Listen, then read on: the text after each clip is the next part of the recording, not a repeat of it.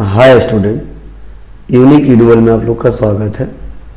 और आज के वीडियो में हम लोग सीखने वाले हैं एमएस एक्सेल के सेकेंड सीरीज में कि एमएस एक्सेल पे अगर हमें डाटाबेस बनाना हो, कोई डाटा एंट्री करना हो, तो डाटा एंट्री कैसे करेंगे, इसके लिए क्या स्टेप है और कहाँ कहाँ जाना होगा और डाटा एंट्री कैसे किया जाता है, इसके लिए हमें किन किन बातों को ध्यान में रखना होता है, वह आज की वीडियो में हम लोग एक एक करके स्टेप बाय स्टेप डिस्कस करने वाले हैं, समझने वाले हैं और जानने वाले हैं। तो सबसे पहले मैं बता दूं कि जब भी हमें कोई डाटाबेस क्रिएट करना हो, डाटा एंट्री बनाना हो, तो पहले तो मुझे हेडिंग बनाना जरूरी होता है कि मैं बना क्या रहा हूँ। सपोज मान लीजिए मुझे एम्प्लॉइयों का डाटा बनाना है तो हम बना सकते हैं एम्प्लॉई लिस्ट। ठीक है, मेरे कस्टमरों का रिकॉर्ड बनाना है तो मैं लिख सकता हूँ कस्टमर रिकॉर्ड। अगर मान लीजिए मेरा संस्था है, अगर मैं सोच रहा हूँ कि मैं अपने स्टूडेंटों का लिस्ट बनाऊँ तो आप लिखूंगा स्टूडेंट लिस्ट या स्टूडेंट डाटाबेस। मतलब कभी भी एक्सेल पे काम करिएगा और कोई भी डाटा बनाइएगा तो उसका जो मेन हेडिंग है, जो मेन हेडर है, इसको देना बहुत जरूरी होता है, जिसे आइडेंटिफाई हो सके, वेरीफाई हो सके कि हम बना क्या रहे हैं और किसका इस्तेमाल करने जा रहे हैं। तो चलिए सबसे पहले हम समझते हैं कि एक्सेल में अगर हेडिंग बनाना हो तो बनाएंगे कैसे और बनाने के कितने तरीके हैं। तो चलिए एक्सेल में हेडिंग बनाने के मैं 2 तरीका बताने वाला हूं और दोनों बहुत ही इंपॉर्टेंट हैं, दोनों का भी इस्तेमाल कर सकते हैं। तो चलिए इसको देखते हैं। तो जब भी हमको हेडिंग बनाना होता है ना, तो मैं सबसे पहले बता दूं कि पिछले वीडियो में हमने समझाया था कि इसे हम कॉलम बोलते हैं, column A, column B, column C, column D, और यह हमारा क्या है, यह रो है 1 2 3 4 5। तो कभी भी हम काम करेंगे, अगर हेडिंग बनाएंगे तो अगर किसी सेल में हम टाइप करते हैं तो वह सेल अगर सिंगल होगा तो टेक्स्ट को हम बड़ा करेंगे तो बड़ा दिखेगा, लेकिन वही सेल बहुत ज्यादा होगा और हर एक सेलों में हम कुछ लिखे रहेंगे तो वहां पे हेडिंग देना उचित नहीं रहेगा। तो इसीलिए मेरा मानना है कि जब भी हेडिंग बनाए तो आप तो या तो मर्ज एंड सेंटर कर दीजिए, सेल को मर्ज कर दीजिए, या तो टेक्स्ट बॉक्स का इस्तेमाल करिए। 2 अगर इस्तेमाल करेंगे तो आप बेटर तरीके से हेडिंग बना सकते हैं और इसका प्रयोग कर सकते हैं। तो चलिए इसको देखते हैं। तो मर्ज इन सेंटर का क्या मतलब है? देखिए सीधा सा मतलब है मर्ज इन सेंटर का कि जब भी आप काम करेंगे, क्या, जब भी आप काम करेंगे और आपको लग रहा है कि उस सेलों को मर्ज करना है, बहुत सारे सेलों को आपस में जोड़ना हो और उसका जो टेक्स्ट अलाइनमेंट हो, जब मैं टाइप करूं तो वह सेंटर में हो, तो ऐसे कंडीशन में उतना एरिया सेलेक्ट कर लेते हैं। तो देखिए मैं ए से लेके और जहां तक चाहिए वहां तक मैंने एरिया सेलेक्ट कर लिया और एरिया सेलेक्ट करने के बाद से बस सिंपल है, मैंने मर्ज इन सेंटर कर दिया। जैसे मैं मर्ज इन सेंटर करूंगा ना, ध्यान से सुनना, जैसे मैं मर्ज इन सेंटर पे क्लिक करूंगा ना, ये पूरा सेल क्या हो जाएगा, ये आपस में, ठीक है, एक हो जाएगा, मतलब एक सेल में कन्वर्ट हो जाएगा। तो जैसे हम यहाँ पे मर्ज इन सेंटर पे क्लिक करते हैं, देखो ये सेल सिंगल अलग अलग है, लेकिन यह सेल क्या हो गया है, एक में आ गया है। जस्ट आपको क्या करना है, जो आपका हेडिंग है वह हेडिंग मेंशन करिए। तो मान लीजिए मैं यूनिक कंप्यूटर लर्निंग सेंटर से रिलेटेड कोई डाटा बनाने वाला हूं, तो मैं यहाँ पे आऊंगा और आने के बाद से क्या करूंगा, मैं टाइप करूंगा यूनिक कंप्यूटर लर्निंग सेंटर, और यहाँ पे मैं क्या करूंगा, इसको बड़ा करना चाहता हूं तो मैं सेलेक्ट करूंगा और इसको बोल्ड करूंगा और बोल्ड करने के बाद से इसका साइज बड़ा कर दूंगा। तो देखिए मैंने इसका साइज भी बड़ा कर दिया। इस प्रकार आप लोग जब भी हेडिंग बनाना है तो आप आसानी तरीके से हेडिंग बना सकते हैं और इसका प्रयोग कर सकते हैं। चलिए मैंने इतना बड़ा हेडिंग दे दिया, अब मैं सोच रहा हूं थोड़ा सा इसका फॉर्मेटिंग भी कर दूं। तो आप लोग पहले से पढ़े हो कि अगर टेक्स्ट का कलर या बैकग्राउंड का कलर करना हो तो हम फॉन्ट पे आएंगे और यहीं पे देखो बैकग्राउंड का कलर करना हो तो यहाँ से क्लिक करके बैकग्राउंड का कलर कर सकते हैं। अगर इस टेक्स्ट का कलर करना है तो यहाँ पे क्लिक करके टेक्स्ट का भी कलर कर सकते हैं। तो इस प्रकार हमने क्या किया, बैकग्राउंड का भी कलर कर दिया और टेक्स्ट का भी कलर कर दिया। अब यूनिक कंप्यूटर लर्निंग सेंटर से जो रिलेटेड डाटा बनाने वाले हो वो कैसा डाटा बनाने वाले हो, तो सपोज मान लो मैं जो डाटा बनाने वाला हूँ वह मैं बनाने वाला हूँ अटेंडेंस सीट। क्या बनाने वाला हूँ? Attendance seat.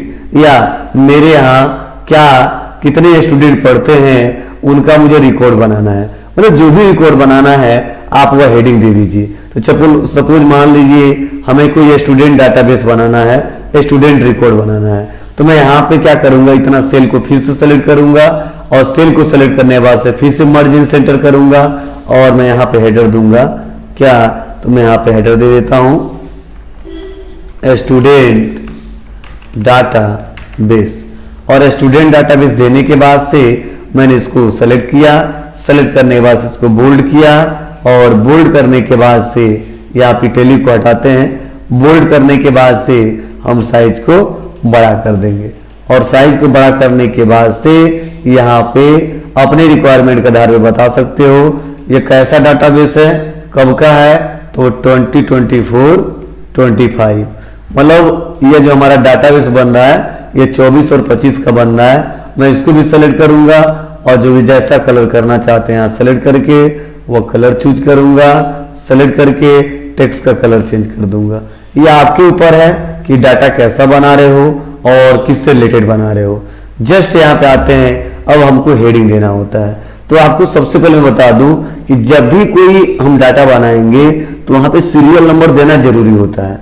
आपको सर क्यों देना होता है? क्योंकि सर यहाँ पे सीरियल नंबर तो दिया है, यहाँ पे 1 2 3 4 5। देखिए जब हम डाटा बनाते हैं तो कुछ हम हेडिंग भी देते हैं और हेडिंग देने के बाद से क्या होता है, कुछ लाइन हमारे कवर हेडिंग भी हो जाते हैं। अगर इसकी हिसाब से लाइन नंबरिंग हम गिनने लगे तो हमें दिक्कत हो जाएगी और आगे चल के रिपोर्ट हम सही से नहीं दे पाएंगे। तो इसलिए कभी भी हम कोई डाटा बनाएं तो वहां पे सीरियल नंबर देना ना भूलें, बेटर रहता है। तो यहाँ पे आते हैं और लिखते हैं SR नंबर, और SR नंबर टाइप करने के बाद से जस्ट इस सेल से मुझे नेक्स्ट वाले सेल में आना है। मैं टैब बटन दबाऊंगा और मैं लिखूंगा यहाँ पे स्टूडेंट, और यहाँ पे हम टाइप किए स्टूडेंट नेम। अब स्टूडेंट नेम टाइप कर दिया। उसके बाद हमने यहाँ पे क्या है, तो इनका एड्रेस क्या है, तो मैं एड्रेस टाइप करना चाहता हूँ, तो एड्रेस मैंने टाइप कर दिया। और एड्रेस टाइप करने के बाद से सपोज मान लीजिए इनका कोर्स क्या है, वो मैं कोर्स टाइप करना चाहता हूं, तो मैं यहाँ पे कोर्स पे टाइप कर देता हूं कोर्स। और जस्ट उसके बाद से इस कोर्स का फी क्या है, तो मैं यहाँ पे टाइप कर देता हूं फी। और उसके बाद से टैब बटन दबाता हूं, इन्होंने कितना पेमेंट कर दिया है, तो पेड अमाउंट, तो मैंने यहाँ पे पेड अमाउंट टाइप कर दिया। और जस्ट उसके बाद से इनका ड्यू कितना बचा है, तो इसे लिख दिया हमने ड्यू अमाउंट। क्या लिख दिया? Due amount.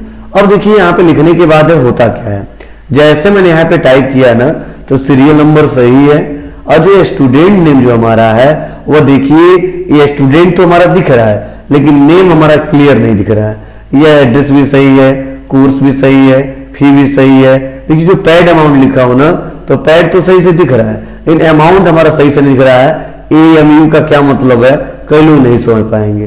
तो जब भी अगर हम हेडिंग बनाते हैं और आपको लगता है कि हेडिंग बनाते समय कुछ टेक्स्ट नेक्स्ट वाले सेल से छुप जाता है, कुछ टेक्स्ट नेक्स्ट वाले सेल से छुप जाता है, तो आपको परेशान होने की जरूरत नहीं है। आपको करना क्या है, उस पूरे हेडिंग को सेलेक्ट करना है और पूरे हेडिंग को सेलेक्ट करने के बाद से चाहे आप थोड़ा सा इसको बड़ा कर दीजिए, बोल्ड कर दीजिए, साइज को बड़ा कर दीजिए। साइज को बड़ा करने के बाद से इस पूरे को सेलेक्ट करिए और सेलेक्ट करने के बाद से आपको डबल क्लिक करना है।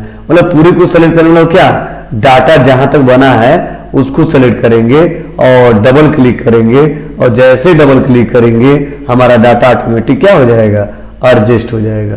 तो इस प्रकार हम क्या कर सकते हैं, ऐसे रिपोर्ट बना सकते हैं, इसका प्रयोग कर सकते हैं और इसका इस्तेमाल कर सकते हैं। जस्ट यहाँ पे कुछ हेडिंग हम और बढ़ाने वाले हैं लेकिन वो आगे के टॉपिक में बढ़ाने वाले हैं। बस आज बेसिक हम पॉइंट सिखा रहे हैं जिसे आप आसानी तरीके से सीख लें, समझ लें, जान लें और इसका इस्तेमाल कर लें।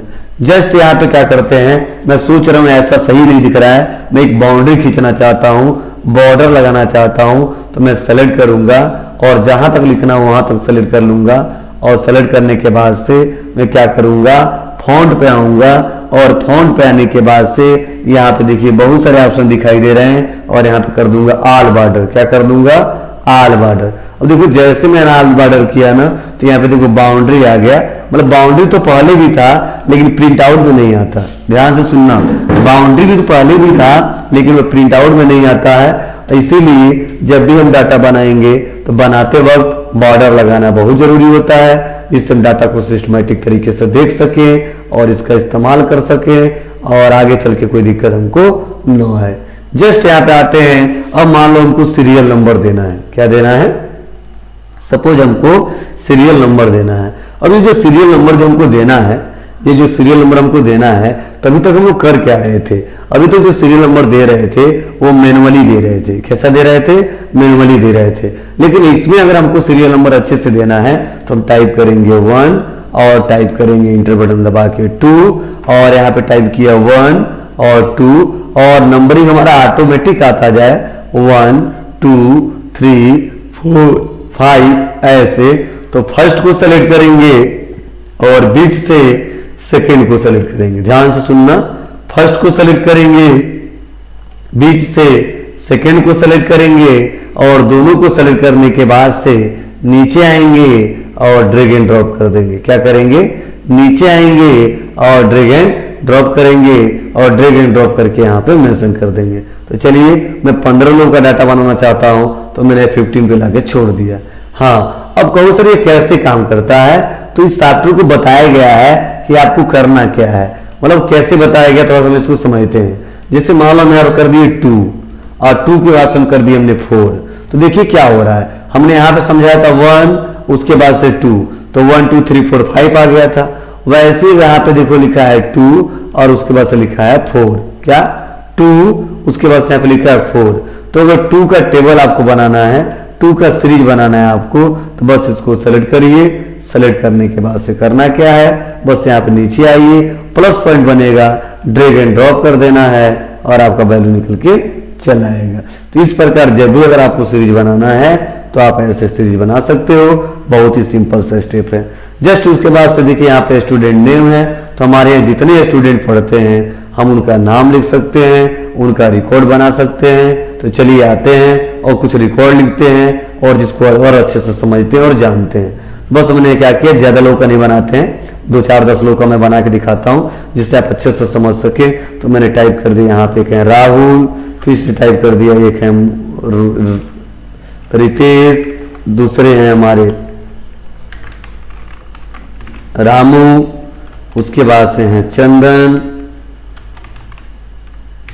उसके बाद से सोहन, उसके बाद से हैं मोहन।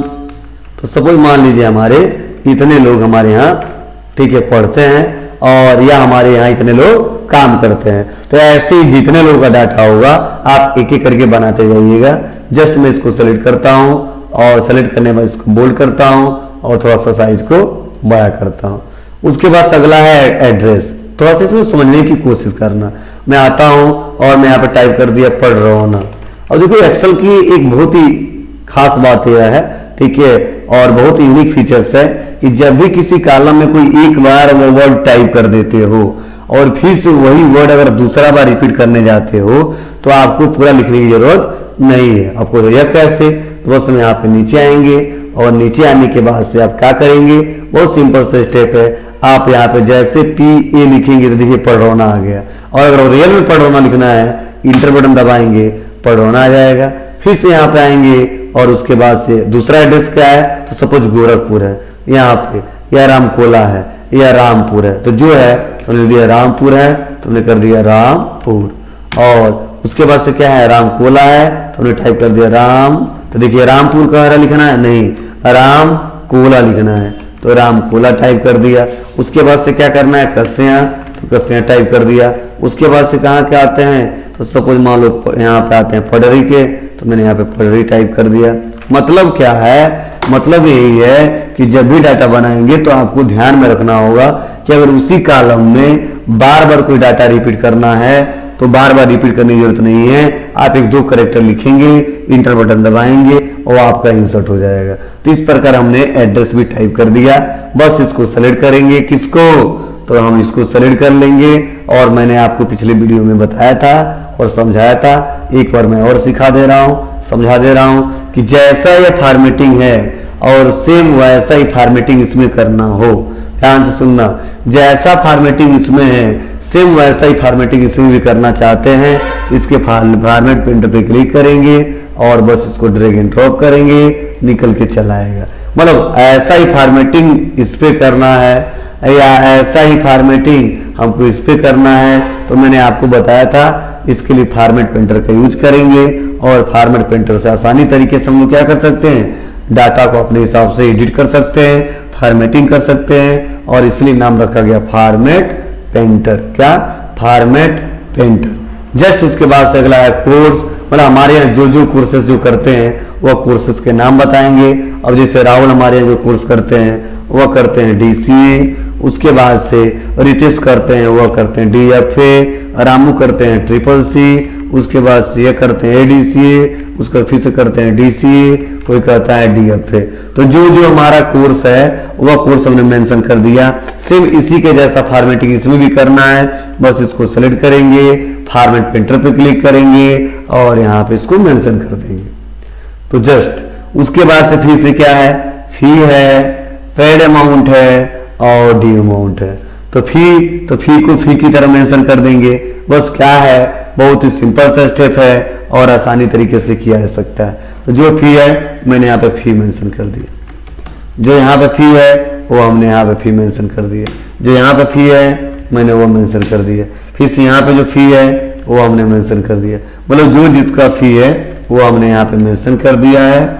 और उसके बाद से जस्ट यहाँ पे दिया है पेड अमाउंट, इसको मैं सेलेक्ट करूंगा, सेलेक्ट करने के बाद से इसको यहाँ से ड्रैग एंड ड्रॉप कर दूंगा।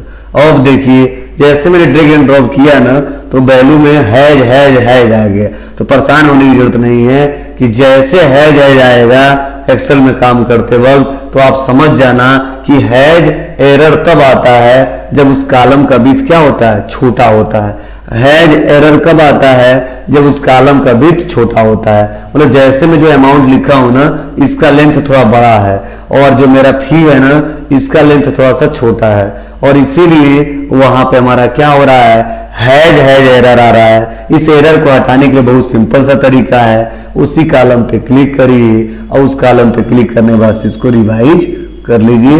मतलब यहाँ पे कॉलम पे क्लिक करने के बाद से जैसे प्लस पॉइंट पे क्लिक करोगे और इसको यहाँ पे बढ़ाओगे तो आराम से बढ़ जाएगा और इसका प्रयोग कर सकते हो।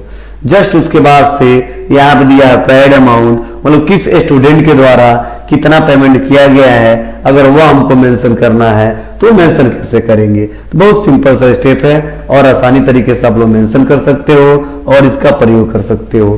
क्या करना होगा, जस्ट यहाँ पे हम लोग जितना इन्होंने दिया है, जैसे इन्होंने 2000 दिया है तो मैंने 2000 टाइप कर दिया, इन्होंने 2500 दिया है मैंने 2500 टाइप कर दिया, इन्होंने 1000 जमा किया है 1000 टाइप कर दिया, इन्होंने 3000 जमा किया है मैंने 3000 टाइप कर दिया, इन्होंने 2000 जमा किया है 2000 टाइप कर दिया, इन्होंने 4000 जमा किया है 4000 टाइप कर दिया।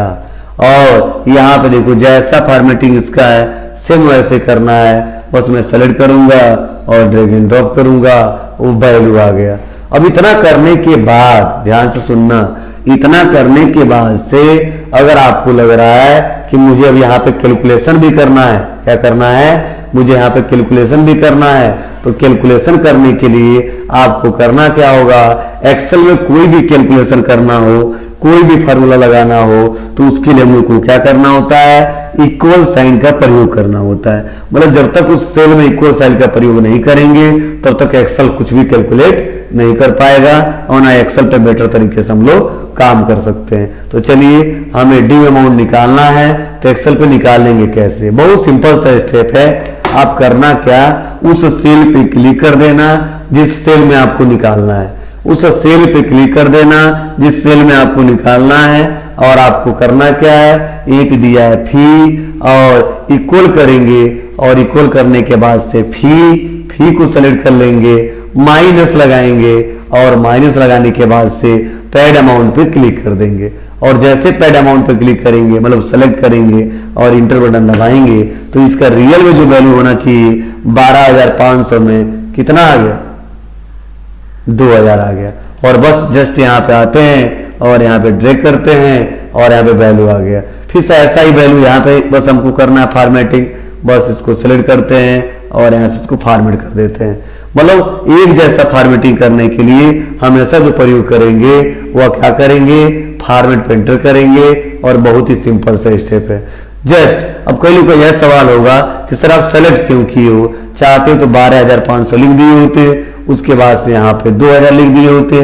अगर ऐसा किए होते तो दिक्कत क्या आती, अगर मैं इक्वल कर दिया होता और लिख दिया होता यहाँ पे वैल्यू 12,000 तो लिख दिया होता अगर 12,500 माइनस यहाँ पे वैल्यू कितना है 2,000, तो यहाँ पे अगर टाइप कर देते 2,000 तो देखो पहले को तो सही आ रहा है कि 10,500 में से 2,000 इन्होंने दे दिया तो आ गया 10,500। लेकिन जैसे मैं ड्रैग एंड ड्रॉप करूंगा ना, ध्यान से सुनना, जैसे मैं ड्रैग एंड ड्रॉप करूंगा ना तो देखो वैल्यू सही नहीं आएगा। इसका भी 10,500, इसका भी 10,500, इसका भी 10,500 और इसका भी 10,500।